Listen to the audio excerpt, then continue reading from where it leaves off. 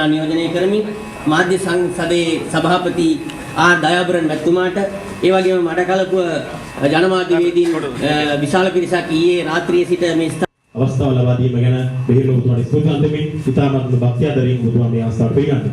ඊළඟට හැමදාමත් මාධ්‍යවේදී සමග දේශපු අපේ ගමන ශක්තිමත් කරමු මාධ්‍යවේදීගේ දුකේදී ගෑමාගේ රාජධානි සමරු උත්සවයක් කරගන්න බව නොහැකි වෙනවා.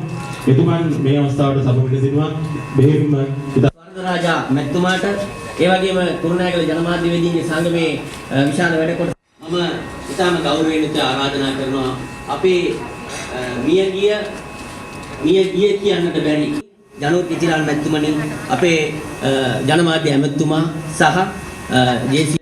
කුමාර් මේ මයික්‍රොෆෝන් එකට පැමිණෙන්න. ඔබතුමාගේ පහන ඔය ස්ථානයේ සාමාන්‍ය ස්ථානයේ පැමිණෙන්න ඔබතුමාගේ කාර්යභාරය පාස්තිය මෙලි කරන්නට ජනතාවට සත්‍ය හෙළි කිරීමේ අරගලයේ නියමුවන් මහත්මයා ඇතුළු ආරාධිත මාධ්‍යවේදීන් ඇතුළු තමුන්නාන්සලා සියලු දෙනාගෙන්ම අවසරයි. වයඹ ජනමාධ්‍යවේදීන්ගේ සංගමය 1990 ආරම්භ කරලා 2015 වර්ෂයේ වෙනකොට වසර 25ක් හමාර කරලා. පහසුකම් නැහැ. එතකොට අපි ඔබතුමාලගෙන් ඉල්ලීමක් කරනවා. அதன் முக்கியமான இந்த கட்டம் ஒரு ஆட்சி மாற்றத்திற்காக வந்திருக்கின்றதை நாங்கள் பகிரங்கமாக ஏற்றுக்கொள்கின்றோம். ஆனால் அது ஒரு முழுமையான மாற்றம் என்பதை நாங்கள் எந்த ஒரு சந்தர்ப்பத்திலும் பகிர்ந்து கொள்ள தயாராக இல்லை. குறிப்பாக நீண்ட 30 வருடங்களுக்கு மேலாக நீடித்த யுத்தம் எமது பல உதவியாளர்களை பலி கொடுத்திருக்கிறது. சுமார் யாழ்ப்பாணத்தை மட்டும் எடுத்தால் 12க்கும் மேற்பட்ட உதவியாளர்கள் கொல்லப்பட்டிருக்கிறார்கள், கலர் காணாமல் போயிருக்கிறார்கள்.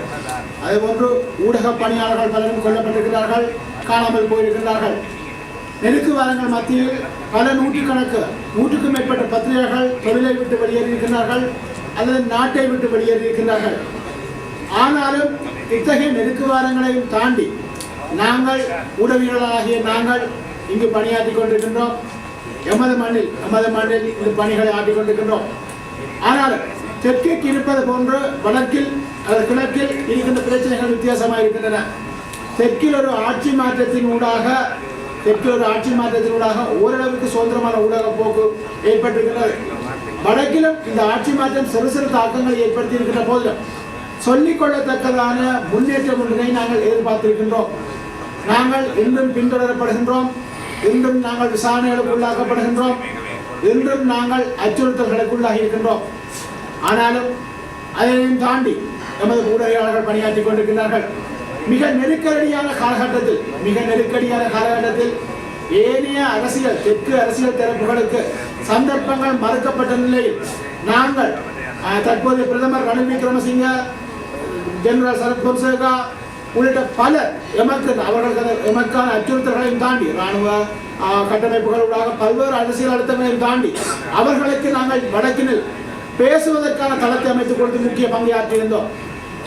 எங்களுடன் இணைந்ததாக பல நண்பர்கள் லசந்தர் குணிகே, லங்கா பேலி, பலர் எங்களுடன் இணைந்ததாக பணியாற்றியிருக்கிறார்கள்.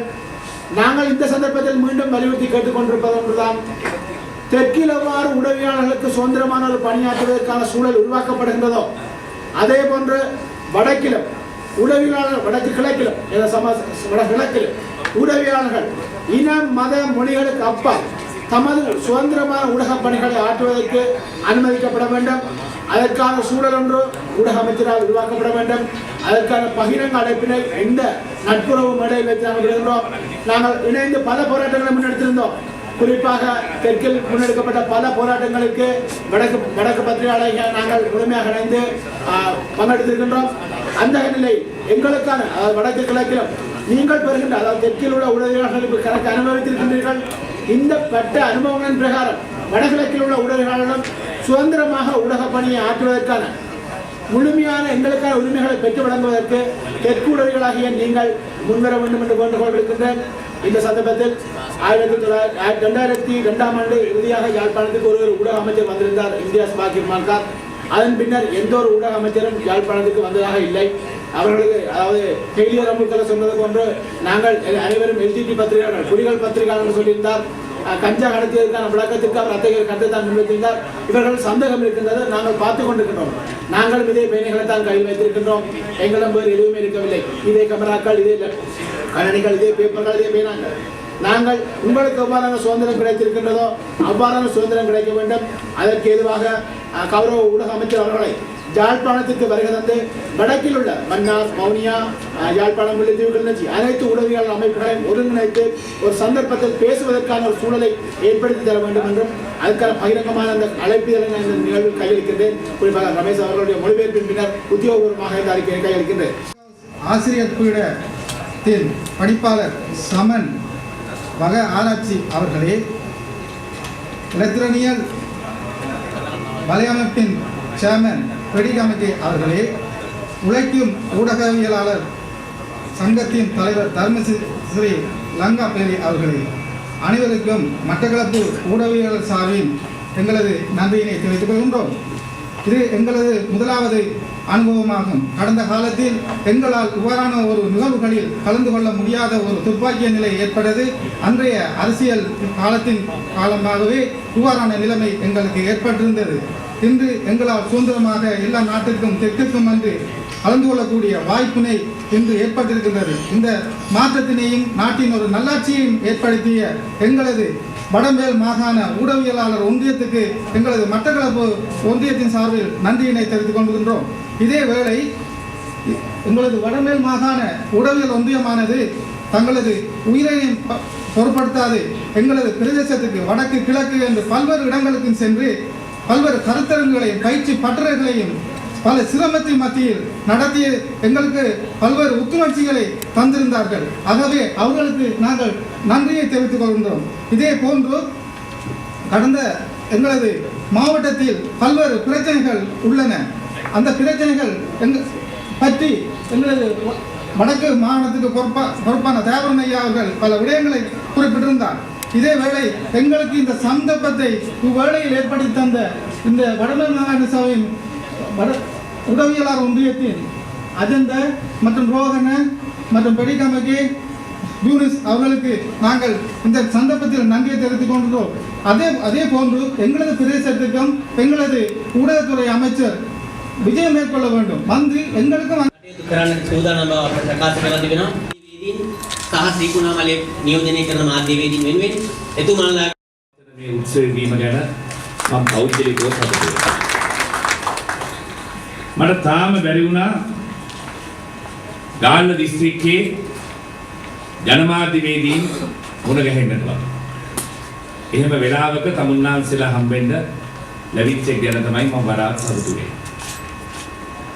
මෙවැනි ඓතිහාසික පුරාවෘත රැසකට උරුමකම් කියන වයඹ පළාතේ පුරා වසර 25ක් තිස්සේ ඔබ සැම එක් වෙලා ජනතාවගේ තොරතුරු දැනගැනීමේ පිපාසය සංසිඳවන්නට මෙතෙක් කලක් කරපු මේ කාර්යභාරයට ජනමාධ්‍ය ඇමතිවරයා හැටියට මගේ ගෞරවය මම තමුන්නාන්සට පුද කරන්න අලමෙන්න කැමතියි. මම දන්න විදියට වයඹ ජනමාධ්‍යවේදීන්ගේ සංගමය ආරම්භ වුණේ वर्ष 1990 එදා වයඹ ප්‍රධාන ඇමති ශ්‍රවණාගාරය අද වයඹ ආණ්ඩුකාර කාර්යාලය ලෙස පවතින ස්ථානයේදී තමයි මුලින්ම මේ ප්‍රබල එකමුතුව ගොඩනැගිලා තිබෙන්නේ. එදා ඔබ පෙන්නුවේ මේ වගේ සංවිධාන හරහා ප්‍රාදේශීය ජනමාධ්‍යවේදීන්